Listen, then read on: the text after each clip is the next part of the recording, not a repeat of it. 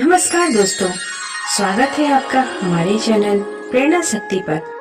आज की इस वीडियो में हम एक बहुत ही दिलचस्प और गहरे विषय पर बात करने वाले हैं। क्या आपने कभी सोचा है कि हमारे जीवन का भाग्य जन्म से पहले ही लिखा जाता है?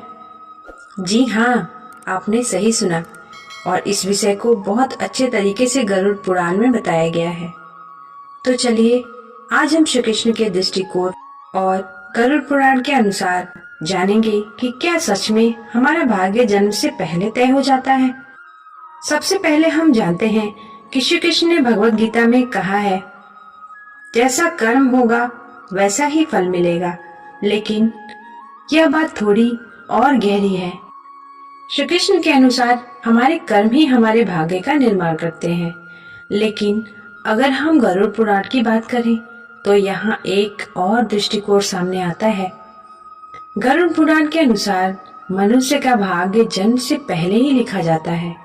गरुड़ पुराण में साफ साफ कहा गया है कि जब एक जीवात्मा माता पिता के गर्भ में प्रवेश करती है तब उसके कर्मों के अनुसार उसकी जिंदगी का मार्ग तय होता है।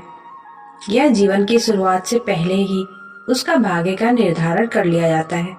यहाँ तक कि गरुड़ पुराण में ये भी बताया गया है कि किस तरह एक व्यक्ति का अच्छा या बुरा भाग्य उसके पिछले जन्मों के कर्मों का परिणाम होता है। अगर पिछले जन्म में अच्छे कर्म किए हैं तो जीवन में सुख और समृद्धि मिलती है, और अगर बुरे कर्म किए हैं तो कष्टों का सामना भी करना पड़ता है। यहाँ हमें समझना होगा कि कर्म और भाग्य का क्या रिश्ता है। श्री कृष्ण कहते हैं, जैसा कर्म होगा वैसा ही फल मिलेगा। लेकिन इस मामले में भाग्य केवल हमारे वर्तमान कर्मों का ही परिणाम नहीं होता, यह हमारे पिछले जन्मों के कर्मों का भी परिणाम हो सकता है। जब हम जन्म लेते हैं तो यह पहले से तय होता है कि हम किस परिवार में जन्म लेंगे, हमारी स्थिति क्या होगी और हमारे जीवन में कौन सी परिस्थितियां आएंगी। यह सब हमारे पिछले जन्म के कर्मों का परिणाम है। अब सवाल यह है कि अगर हमारा भाग्य पहले से तय है तो क्या हम अपने भाग्य को बदल सकते हैं? जी हाँ, श्री कृष्ण और गरुड़ पुराण दोनों ही कहते हैं कि हमारी मेहनत, ईमानदारी और सच्चे प्रयास से हम अपने भाग्य को बदल सकते हैं। हालांकि हमारे जन्म से पहले जो कुछ तय है उसे हम पूरी तरह से बदल नहीं सकते, लेकिन अपने अच्छे कर्मों और समाधान से हम जीवन को बेहतर बना सकते हैं।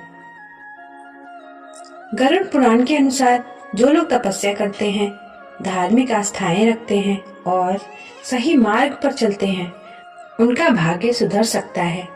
वे अपने पुनर्जन्म के पापों को क्षमा कर सकते हैं और नए पुण्य कर्मों के जरिए अपने जीवन को बेहतर बना सकते हैं। श्री कृष्ण ने यह भी कहा है कि सही मार्ग पर चलकर और अपने कर्तव्यों का पालन करके हम अपने भाग्य को सुधार सकते हैं। आपका जन्म किस स्थान और परिवार में होता है, यह भी आपके पुण्य कर्मों पर निर्भर करता है। गरुड़ पुराण कहता है कि यह केवल इस जन्म के कर्मों का नहीं, बल्कि हमारे पिछले जन्म के कर्मों का भी परिणाम है। हालांकि इसका मतलब यह नहीं है कि हम कुछ नहीं कर सकते। हमें जीवन में सही मार्ग पर चलकर अपने भाग्य को सुधारने की कोशिश करनी चाहिए।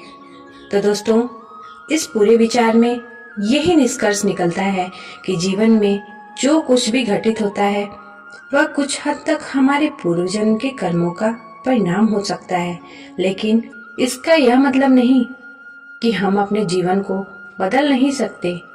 यदि हम ईमानदारी से अच्छे कर्म करें, तपस्या करें और भगवान के मार्ग पर चलें तो हम अपने भाग्य को बदल सकते हैं।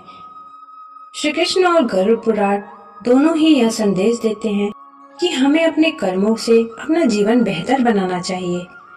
तो दोस्तों, अगर आपको ये वीडियो पसंद आए तो कृपया लाइक शेयर जरूर करें, और अगर आपने हमारे चैनल को अभी तक सब्सक्राइब नहीं किया है तो सब्सक्राइब करना ना भूलें। हमें आपके सुझाव का भी इंतजार रहेगा। धन्यवाद। जय श्री कृष्ण।